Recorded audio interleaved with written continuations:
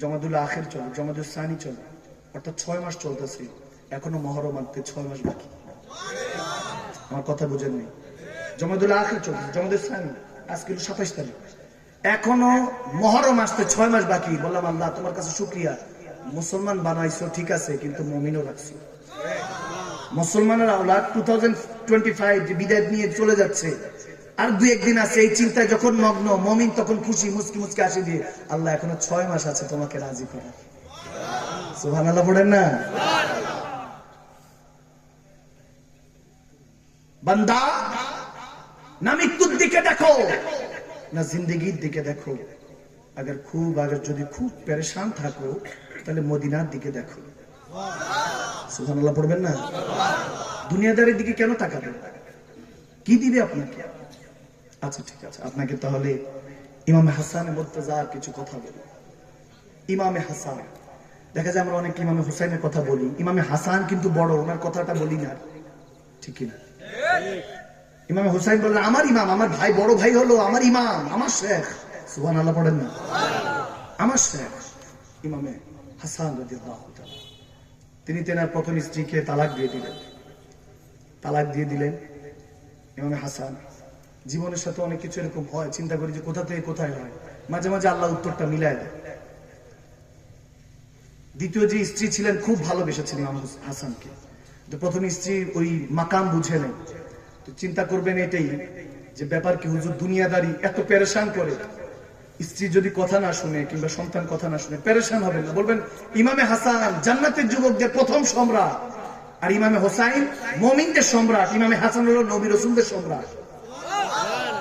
এটাও তো বুঝেন না যে খাতুনে জান্নাত মা ফাতেমাতুজ জাহরা একজন, সমস্ত জান্নাতি রমণীদের সর্দারনি হবে।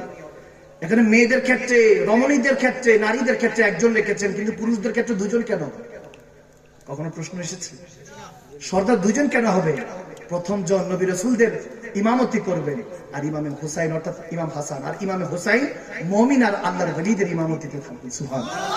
এজন্য মুমিন আর আল্লাহর ওলিরা বেশি ইমামে হুসাইনের প্রেমে থাকে, ঠিক কি না? আর নবী রাসূলরা থাকেন ইমামে হাসানের মহব্বতে। সুবহানাল্লাহ পড়েন না? এগুলো বুঝার বিষয়, এগুলো ইসলাম, এটা বিউটি অফ ইসলাম, এগুলো ইসলামের সৌন্দর্য। ইখতিলাফ থাকতে পারে, মাযহাবে এগুলো মিল্লাত নিয়ে ইখতিলাফ থাকবে, কিন্তু এগুলো সৌন্দর্য ছিল। ইমাম শাফি তেনার হিসাবে হলো, আমরা ইমাম আবু হানিফা যেহেতু আমরা হানাফি মাযহাবের, 4 ভাগের 1 ভাগ ওযু করার সময় মাথা মাসেও করতে হবে, ঠিক কি? 4 ভাগের 1 ভাগ। ইমাম শাফি পেল পুরো চুপ ভিজাইতে হবে, মানে মাথার যে চুল আছে একদম সবগুলো ভিজাইতে হবে, নাহলে হবে না। ইমাম শাফি হলেন ইমাম আবু হানিফার স্টুডেন্ট। এখন ইমাম শাফি ইমাম আবু হানিফা থেকে শিখছেন। ইমাম শাফি বলছেন পুরো চুল ভিজাইতে হবে, ইমাম আজম বলেছেন 4 ভাগের 1 ভাগ মাসে করলে হবে। দোনোটাই জায়েজ। আওয়াজ দেয় না?